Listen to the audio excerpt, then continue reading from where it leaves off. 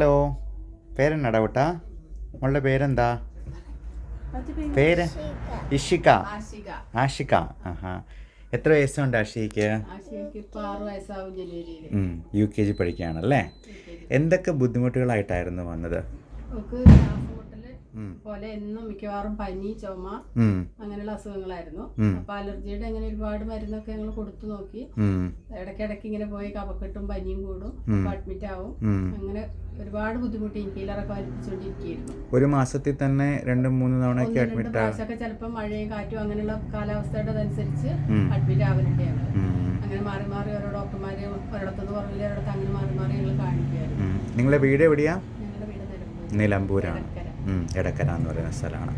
1.5 വയസ്സ് മുതൽ എൻ്റെ കുട്ടി ഇൻഹേലർ ഉപയോഗിച്ച് തുടങ്ങിയത്. അപ്പോഴാണ് ശരിക്കും ശ്വാസം വിടാനൊക്കെ കുട്ടിക്ക് പറ്റുന്നതല്ലേ?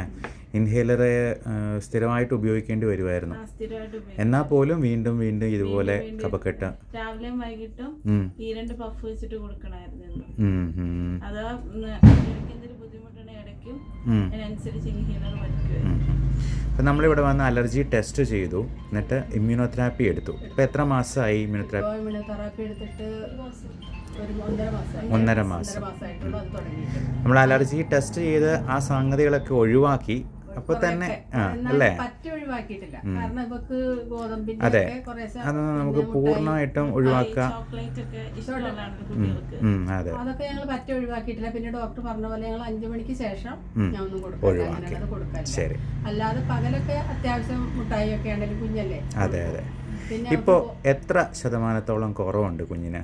ഇപ്പൊ ഞാൻ നോക്കിയിട്ട് ഒരു പകുതിയിലേറും എനിക്ക് നല്ല മാറ്റമുണ്ട്. ഇപ്പൊ ഞാൻ 1 മാസമല്ലേ ഈ മരുന്ന്, 1.5 മാസമായിട്ടുള്ള ഈ മരുന്ന് കൊടുക്കാൻ, തുള്ളി മരുന്ന് കൊടുക്കാൻ ഒരു ദിവസം പോലും ഞാൻ മുടക്കിയിട്ടില്ല.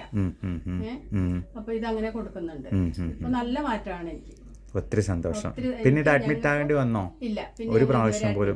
ഇവിടെ വന്നിട്ട് ഇപ്പൊ 2.5 മാസം, 2.5 മാസമല്ല 3.5 മാസത്തോളായി. അന്ന് തൊട്ട് ഞങ്ങൾ ഇതുവരെ ഇവിടെ അഡ്മിറ്റ് ആയിട്ടില്ല. ഞങ്ങൾക്ക് ഭയങ്കര ഒരു സന്തോഷമാണ്. നിങ്ങളുടെ നമ്പറും കൂടി ഒന്ന് പറയാമോ? എന്തെങ്കിലും ആർക്കെങ്കിലും അറിയാം, വീട്ടിലെ നമ്പർ പറഞ്ഞാൽ മതി. 8086708688. ഓക്കെ. എന്തെങ്കിലും ആവശ്യം ഉണ്ടെങ്കിൽ ആർക്കെങ്കിലും ഒന്ന് വിളിച്ച് ചോദിക്കാമല്ലോ. ഞങ്ങളുടെ നമ്പറും കൂടി പറഞ്ഞേക്കാം. 9567710073. അപ്പോൾ ആ നമ്പറിൽ വിളിച്ചെന്നാൽ ഇഷിയക്കുട്ടിയുടെ വിശേഷങ്ങളും അറിയാം, അലർജി സംബന്ധമായിട്ടുള്ള കാര്യങ്ങളും അറിയാം. എന്തായാലും ഒത്തിരി സന്തോഷം. കാര്യം ഇങ്ങനെ അസുഖം കുറഞ്ഞു എന്നറിയുന്നതേ അസുഖങ്ങളുള്ളവർക്ക് ഒരു വലിയ പ്രതീക്ഷയായിരിക്കും, വലിയ ആശ്വാസമായിരിക്കും. ഞങ്ങൾക്ക് തന്നെ ഞങ്ങളിതിങ്ങനെ ഇതിൽ കണ്ടിട്ട് തന്നെയാണ് അറിഞ്ഞ് വന്നതല്ലേ? അവരോട് അന്ന് അന്വേഷിച്ചതാണ്. ശരി, ഒത്തിരി സന്തോഷം അമ്മ. നിങ്ങളുടെ അനുഭവം ഒത്തിരി പേർക്ക് ഗുണം ചെയ്യട്ടെ. Thank you.